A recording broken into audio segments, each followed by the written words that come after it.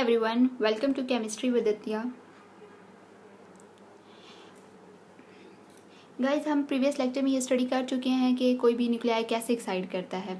जब भी हम न्यूक्लियाई को मैग्नेटिक फील्ड के अंदर प्लेस करते हैं तो न्यूक्लियाई खुद को मैग्नेटिक फील्ड की डायरेक्शन में अरेंज कर लेता है। जब वो खुद को मैग्नेटिक फील्ड की डायरेक्शन में अलाइन कर लेता है तो रेडियो फ्रीक्वेंसी वेव उसे दी जाती है। वो रेडियो फ्रीक्वेंसी वेव को एब्जॉर्ब करता है। जब रेडियो फ्रीक्वेंसी वेव की फ्रीक्वेंसी और न्यूक्लियाई की प्रिसेशनल फ्रीक्वेंसी एग्जैक्टली इक्वल हो जाते हैं तो न्यूक्लियाई उस एनर्जी को, उस फ्रीक्वेंसी को एब्जॉर्ब करता है और हायर एनर्जी स्टेट पे चला जाता है। वो जिस फ्रीक्वेंसी के साथ लोअर एनर्जी में प्रोसेस कर रहा होता है वो उसकी एनर्जी जो होती है वो हायर होती है और उसकी स्पिन ऑपोजिट हो जाती है। इस प्रोसेस को कहते हैं रेजोनेंस। ये हम प्रीवियस लेक्चर में स्टडी कर चुके हैं, बट जो आज का हमारा मेन टॉपिक है वो है रिलैक्सेशन।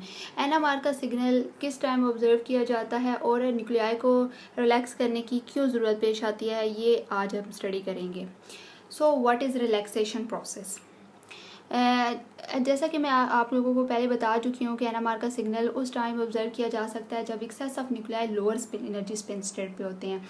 तो according to Boltzmann equilibrium constant, at thermal equilibrium state lower energy state is more populated as compare to the excited state.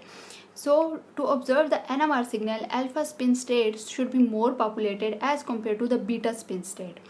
कि अल्फा स्पिन स्टेट में ज़्यादा न्यूक्लियाई होने चाहिए as compare to the beta spin state. तो जैसे radio frequency हम दे रहे थे तो न्यूक्लियाई क्या कर रहे थे, वो एनर्जी को एब्जॉर्ब कर रहे थे और हायर एनर्जी स्पिन स्टेट पे जा रहे थे।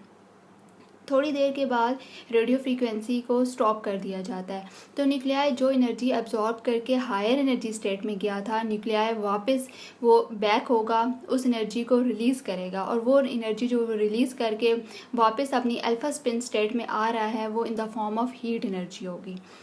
तो जो एनर्जी वो एब्जॉर्ब करके लोअर से हायर स्टेट में गया है वो एनर्जी वो रिलीज़ करके हायर से लोअर स्टेट में आएगा और उस टाइम पे एनएमआर का सिग्नल ऑब्जर्व किया जाता है। तो ये जो प्रोसेस है, इस प्रोसेस को रिलैक्सेशन प्रोसेस कहा जाता है। तो न्यूक्लियाई दो तरह से रिलैक्स करता है, स्पिन रिलैक्सेशन होती है या स्पिन लैटिक्स रिलैक्सेशन होती है। तो first one is a spin lattice और लॉन्गिट्यूडनल रिलैक्सेशन। इसे लॉन्गिट्यूडनल रिलैक्सेशन इस वजह से कहते हैं कि जो भी न्यूक्लियाई है उसकी जो रिलैक्सेशन प्रोसेस है वो perpendicular to the magnetic field होता है। तो स्पिन लैटिक्स रिलैक्सेशन क्या है गाइस? एज यू नो कि जो हमारा सैंपल है उसमें मिलियंस ऑफ न्यूक्लियाई प्रेजेंट हैं और वो सब के सब क्या कर रहे हैं, अपनी स्पिन के साथ अपनी किसी पिन पे प्रिसेस कर रहे हैं, उन सब की प्रिसेशन है। ओके, अगर वो जो न्यूक्लियाई प्रेजेंट है उसकी कोई ना कोई रोटेशनल एनर्जी भी होगी, वाइब्रेशनल भी होगी।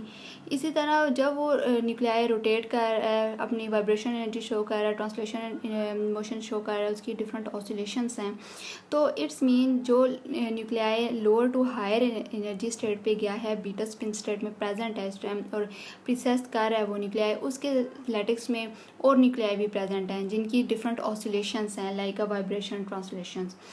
तो अगर उन जो डिफरेंट न्यूक्लियाई हैं, अगर उनमें से किसी की भी जो ऑसिलेशन फ्रीक्वेंसीज हैं वो मैच कर जाती हैं ऑब्जर्व न्यूक्लियाई की प्रिसेशनल फ्रीक्वेंसी से, तो ऑब्जर्व न्यूक्लियाई क्या करता है, अपनी जो एनर्जी है वो दूसरे न्यूक्लियाई को ट्रांसफ़र करता है जो उसके लैटिक्स में प्रेजेंट होता है और ख़ुद लोअर एनर्जी स्टेट पे वापस आ जाता है।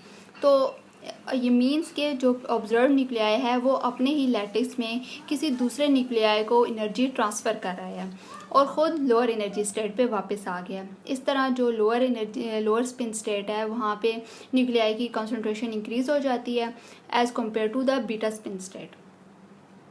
तो ये जो प्रोसेस है इसे कहा जाता है स्पिन लैटिक रिलैक्सेशन और द लॉन्गिट्यूडनल रिलैक्सेशन और इसे डिनोट किया जाता है T1 से। T1 is a relaxation time. और रिलैक्सेशन टाइम क्या होती है? रिलैक्सेशन टाइम वो टाइम होता है जो कि किसी न्यूक्लियाई को रिक्वायर्ड होता है हायर एनर्जी स्टेट से वापस अपनी लोअर एनर्जी स्टेट में आने के लिए। उस टाइम को T1 से लॉन्गिट्यूडनल रिलैक्सेशन में डिनोट किया जाता है और इस टाइम को हम रिलैक्सेशन टाइम कहते हैं।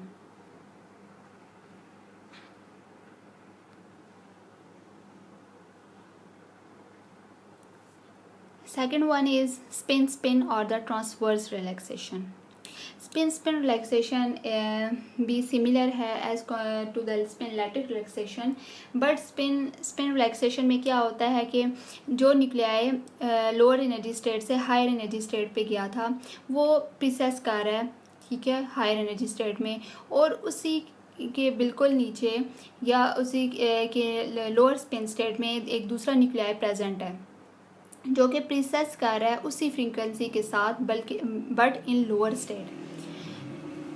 तो वो जो न्यूक्लियाई हायर एनर्जी स्टेट में प्रीसेस कर रहा है वो क्या करता है, अपनी जो एनर्जी है वो लोअर न्यूक्लियाई को ट्रांसफ़र करता है, और उस न्यूक्लियाई को ट्रांसफ़र करेगा जो बिल्कुल एग्जैक्टली सेम उसी फ्रीक्वेंसी पे प्रीसेस कर रहा है बट लोअर एनर्जी स्टेट में प्रीसेस कर रहा है। तो वो हायर वाला अपनी एनर्जी को लोअर न्यूक्लियाई को ट्रांसफ़र कर देगा और ख़ुद रिलैक्स हो जाएगा, ख़ुद लोअर एनर्जी स्टेट में आ जाएगा, और वो जो नीचे प्रीसेस कर रहा था वो ऊपर एनर्जी स्टेट पे चला जाएगा। तो इसमें ये होता है कि जो पॉपुलेशन का लेवल होता है वो लोअर और हायर एनर्जी स्टेट में कोई डिफरेंस नहीं आता, मीन्स ऊपर से एक नीचे आ जाता है और नीचे से एक ऊपर चला जाता है। तो इसमें पॉपुलेशन डिफरेंस जो है वो सेम रहता है, और इसका जो रिलैक्सेशन टाइम है उसे T2 से रिप्रेजेंट किया जाता है, और ये मोस्टली जो स्पिन रिलैक्सेशन है स्मॉल मॉलिक्यूल्स में ऑब्जर्व की जाती है, और ये process same type of nuclei के दरमियान में होता है, मींस उनकी जो फ्रीक्वेंसी होती है, फ्रीक्वेंसी ऑफ प्रीसेशन होती है बोथ न्यूक्लियाई की, हायर एनर्जी स्टेट में भी और लोअर एनर्जी स्टेट में भी, वो दोनों की सेम रहती है।